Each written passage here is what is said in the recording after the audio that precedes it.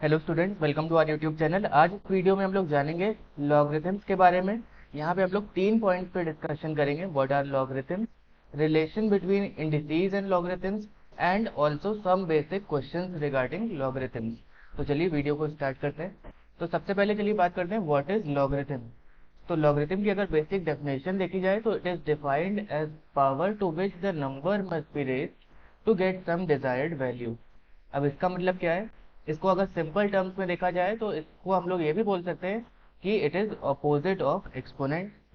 तो अगर हम यहाँ पे बात करें एक एग्जांपल की, लेट से 625, अगर इसका हम प्राइम फैक्टर करेंगे तो क्या आएगा?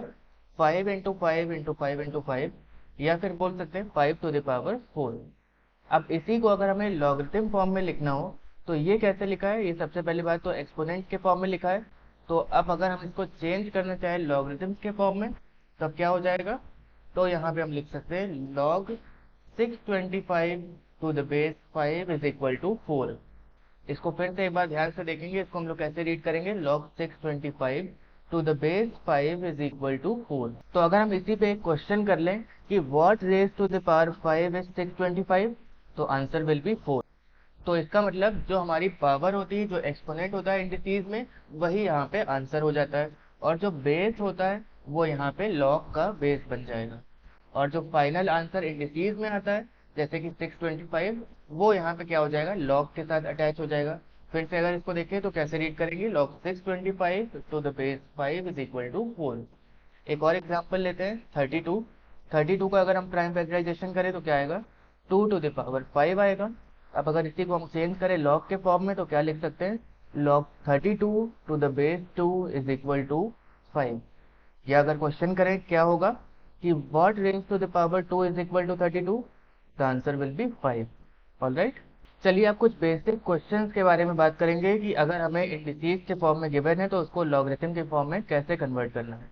सपोज हमारा पहला क्वेश्चन हम देखते हैं 0.125। अगर इसी को हम लोग इंडिसीज के फॉर्म में लिखना चाहें तो हो जाएगा 2⁻³ यहाँ पे 2 बेस है और -3 क्या है? एक्सपोनेंट है या फिर पावर है।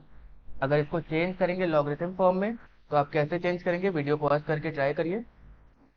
तो इसको हम लोग लिख सकते हैं log 0.125 to the base 2 is equal to -3। Alright, इसी से रिलेटेड एक और क्वेश्चन देखते हैं। अगर लिखा है कहीं पे 4⁻0, हमें पता है any number to the power 0 is equal to 1। तो यहाँ पे अगर इसको log के फॉर्म में कन्वर्ट करें तो क्या होगा? 0 will be equal to log 1 to the base 4, या फिर हम बोल सकते हैं log 1 to the base 4 is equal to 0। In general terms अगर हम बात करें तो log 1 to the base a is equal to 0 होता है, जहाँ पे a क्या होगा? कोई पॉजिटिव नंबर। ठीक है, अगला इसी में बात कर लेंगे एक और क्वेश्चन की, एक और एग्जांपल की, जो कि है 7⁻1 इज इक्वल टू 7। ये हमें ऑलरेडी पता है, any number to the power 1 is equal to that number only. तो यहाँ पे अगर इसको लॉग के फॉर्म में चेंज करें तो 1 आंसर हो जाएगा, यानी जो आपके एक्सपोनेंट था वही आंसर हो जाता है। और log 7 टू द बेस 7, इसी का ये आंसर क्या है? 1। अगर हम इसको ऐसे भी बोल दें log 7 to the base 7 is equal to 1, ये भी सही है। तो इन जनरल टर्म्स इसकी अगर बात कर लें तो हम लोग इसको ऐसे भी बोल सकते हैं log a to the base a is equal to 1। Alright, अगर कहीं पे लिखा है log 8 टू द बेस 64, इसका आंसर क्या होना चाहिए? तो इसको अगर हम लोग थोड़ी देर के लिए x मान लें तो हम लोग क्या लिख सकते हैं यहाँ पे? 8 will be equal to 64 to the power x। Alright, क्योंकि यहाँ पे जो भी नंबर इज इक्वल टू के बाद होता है वही एक्सपोनेंट होता है, वही पावर में होता है। तो हम लोग क्या करेंगे? 64 की वो पावर चढ़ जाएगी x, हमने मान लिया लेट से x। तो 8 is equal to 64 to the power x। अगर हम 64 को चेंज करें तो 8 स्क्वायर भी लिख सकते हैं, तो 8 टू द पावर 2x हो जाएगा ये। अगर हम दोनों तरफ के एक्सपोनेंट्स को कंपेयर करें, क्योंकि बेस सेम है, 8 की power 1 will be equal to 8 की पावर 2x। यहाँ से आपकी x की वैल्यू कंपेयर करने पे क्या हो जाएगी? 1/2। ऑलराइट, इस तरह से हम लोग क्वेश्चंस को सॉल्व करते हैं। आई होप आपको ये लॉगरिथम की बेसिक वीडियो समझ में आई होगी। नेक्स्ट वीडियो में हम लोग कुछ इसके टिपिकल क्वेश्चंस के बारे में डिस्कशन करेंगे।